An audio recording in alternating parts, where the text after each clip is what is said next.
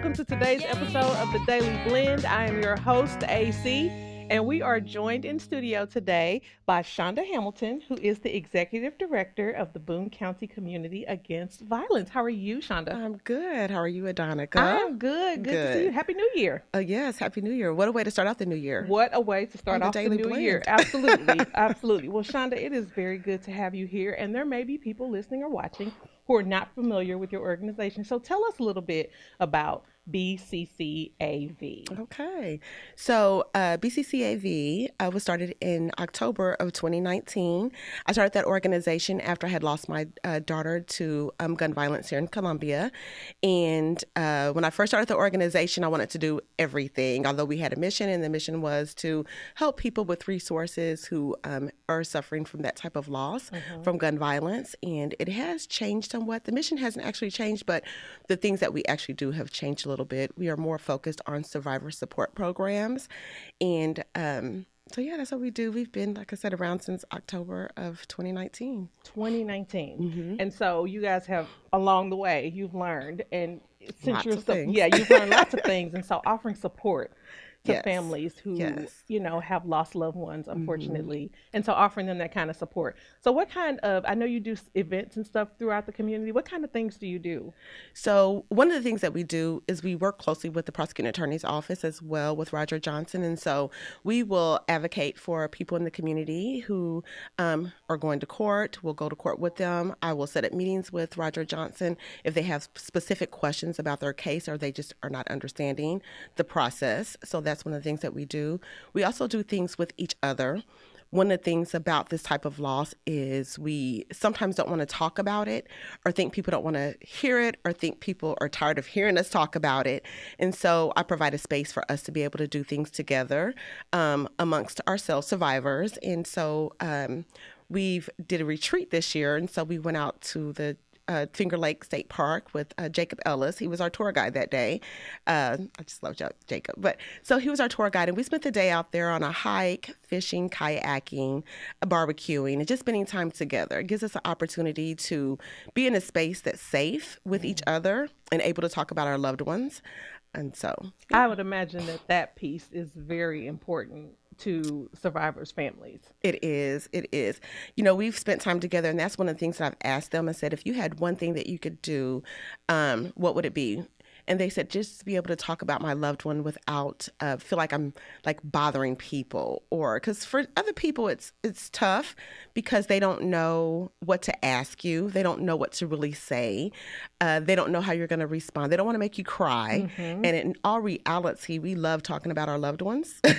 We love bringing up their name. We love making sure that their name lives on. Yeah, that is. I have found that to be very important. As I have a friend who has lost a child, and so she has educated me. I love to hear his name. I love to talk about him. I love to acknowledge his birthday. Yes. But it's hard for us because the one thing that we don't want to do is upset a survivor. Right. We do not want to upset. And so that's very important education that you are giving us right now to let us know that you do want to talk about your loved one. We do. Okay. And so you all getting to do that together. Yes. I imagine that's one of the highlights.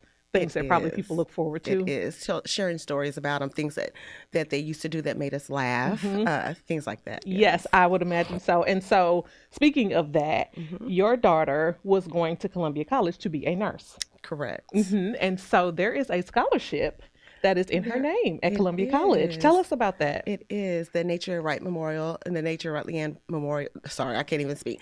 Nature Leanne Right Memorial Scholarship is at Columbia College, and that was started in 2021 with me, myself, Stacey Buttons, Jesse Yankee, and Suzanne Rothwell from Columbia College. We started that scholarship, and that scholarship is for nursing students. Who there's really not a lot of qualifications. You have to be a nursing student. Doesn't matter if you're male, female. Doesn't matter like what color you are. There's just you just have a to nursing student. Yes, a nursing student. And you it. have to be making good grades as well. So and we started that scholarship because when Nature was going to school, I wasn't able to get a lot of grants for her. Yes.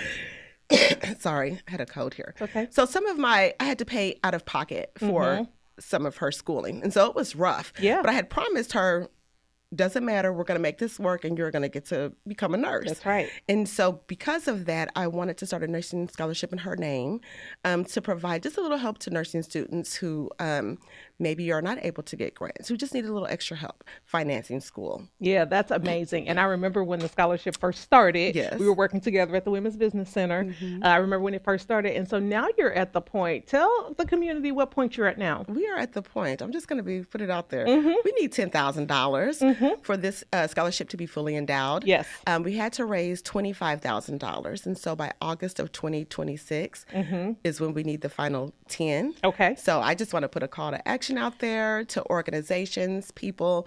If you would be so kind as to donate to that scholarship, I want to continue the scholarship and to make sure that it lives on in her name and that we're able to continue to help people. That is really wonderful. So we just want to make sure that is clear to people who are listening or watching. So at $10,000, at the next $10,000 donation you give, whether that's 10 people who give $1,000 or 20 people who give $500 or one person who gives $10,000, that scholarship is then endowed. So it continues to go on. Yes. Right? In perpetuity. So, okay, now we need anybody who is listening who has a heart, you know what I mean, to donate that kind of money for a fully endowed nursing scholarship at Columbia College. We want to get that done, right? Yes, we want to get that done in your daughter's honor and memory. Yes. Right? I am sure that she is like, go mom, right. Go mom, like continuing to help people. Yes. Continuing to help people. So Shaunda, let me just say, we appreciate all you do in this community. You do a lot in this community, like behind the scenes, I know. So we appreciate all you do. I know it's not always easy for you to do what you do, but we appreciate you pushing every day to do it. Well, okay, so we have the scholarship is the Nadria Wright. It's NadriaWright.com. Correct. That's where the scholarship is found. And so you can go there and make that donation and we will shout and scream and say congratulations as soon as it is endowed. Yeah, I'll be so excited about that. Oh, it's coming. It's coming. Shaunda, thank you so much for joining us. Always good to see you. Good to see you too. All right. Enjoy this new year. We got fun things ahead.